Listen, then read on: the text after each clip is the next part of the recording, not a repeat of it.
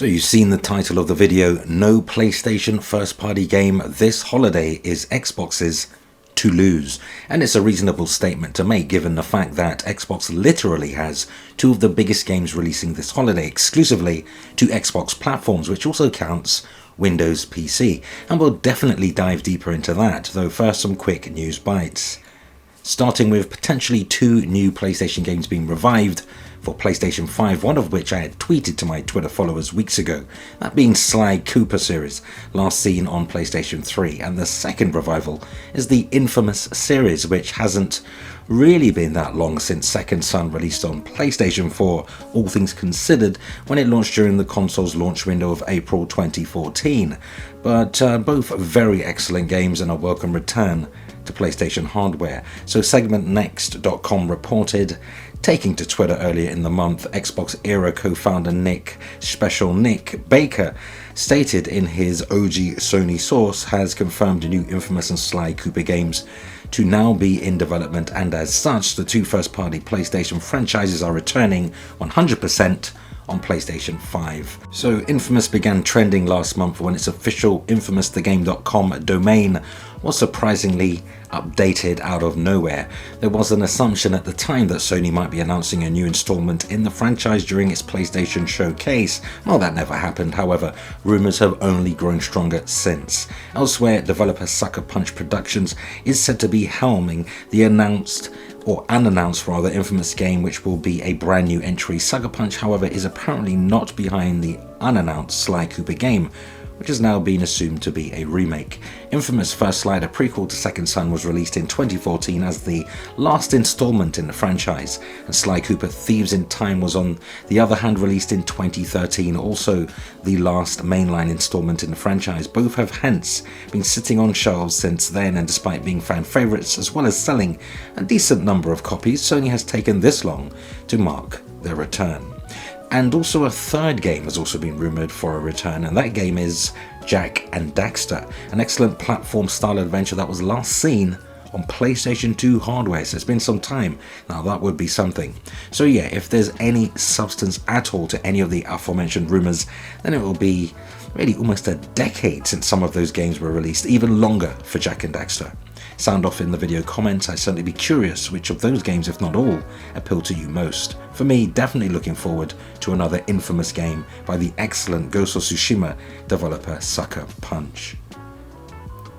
And in other news, a quick reminder that a new PlayStation State of Play episode is scheduled for October 27, which is Wednesday, tomorrow, 2 PM PST, 5 PM EST, and here in the UK, 10 PM across PlayStation media channels. Expect updates on previously announced and revealed games, as well as a few first-party announcements. Also expect a bunch of people to overhype the event, then subsequently completely trash it for not meeting ridiculous self-imposed expectations. Unfortunately, a common theme across the board, whether that be Xbox, Nintendo, or PlayStation. Also a ton of PlayStation platform-specific information regarding the recently revealed Grand Theft Auto Trilogy Definitive Edition, as to the PS5 physical release dates, etc. Perhaps the detail was saved for tomorrow's State of Play. I guess we'll soon find out.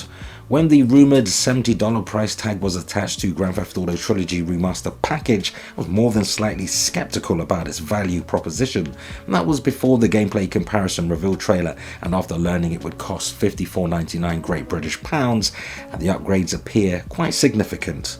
Not on a Demon Souls remake level, but certainly improved in many areas. For me, a seasoned gamer, Grand Theft Auto Remastered has a high nostalgic value, particularly regarding my favourite entry in the series, Grand Theft Auto Vice City. I just hope Rockstar managed to retain most of the licensed soundtracks that helped create such an incredible atmosphere for each of these games. Roll on November 11, when Grand Theft Auto Trilogy Definitive Edition will release across multiple platforms digitally, with a physical release following in early December.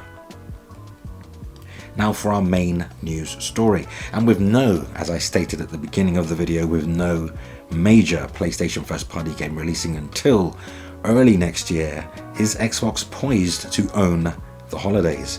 Now we've seen the new Halo Infinite campaign trailer, which is certainly a step up from what was shown last year. Anybody denying this clearly is delusional, and we have also seen the other big holiday game Forza Horizon 5. Now, Forza Horizon 5 looks great. I think we knew what to expect from Playground's 5th entry in the series, but Halo Infinite, well, that was more of a concern prior to the flight test.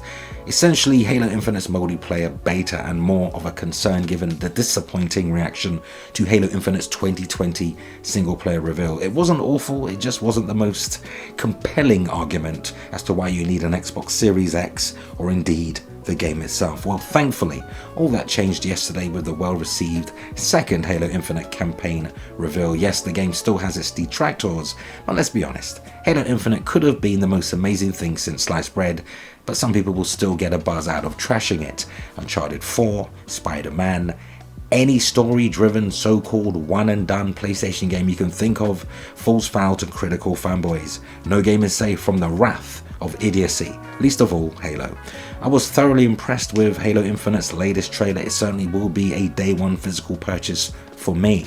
This version of Halo was much tighter, cleaner, much more refined visuals and gameplay, though do watch the 4K version, as the 1080p stream had a very low bitrate, which really did not do it any justice at all. If you have any concerns with Halo Infinite, or indeed my own concerns, pretty much revolves around the concern I have with most games, that is open world games, which quite honestly many people are getting rather fatigued with. As long as Halo Infinite is more semi-open world, sandboxed, with meaningful objectives and a clear defined path that hits all the right story/narrative beats, I'll be more than okay with that, though it cannot be overstated.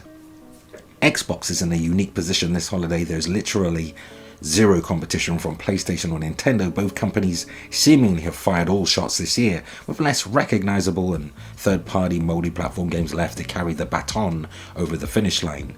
Xbox, mostly due to a year delay in Halo, has two giant AAA first-party games to entice customers with this holiday, either via increased Game Pass subscriptions or actual solid retail boxed sales tracked in North America via NPD, Chart Track in the UK, and other global regional equivalents. So certainly going to be interesting to see those numbers, the sales performance metrics, both software and hardware based. And while the higher end Series X model may be in short supply, there's plenty of Series S consoles to go around, which is why I say, with no PS5 first party game for the holidays, giving Microsoft every opportunity for Xbox to clean up with two of its biggest, mega AAA games in Forza Horizon 5 and Halo Infinite, plus some strong third-party support multi-platform, there really can be no excuses come January/February 2022 when the NPD rolls around. Really, this holiday is all Xboxes to lose. What say you? Go ahead, sound off, share your thoughts and opinions on today's news, because that unfortunately brings us to the end of the video though. Let's continue the discussion cordially in the comments, and for all your gaming news, rumor and plausible speculation, yes, hit the like button, yes, subscribe, and yes, hit the notification bell. Help us reach more gamers. Feel free to share the video. Consider supporting Foxy Games UK via Patreon. You'll find a link in the video's description. Thank you for the extra support, but that concludes our time together today. Thanks for hanging out. Until next time, play games, not corporations.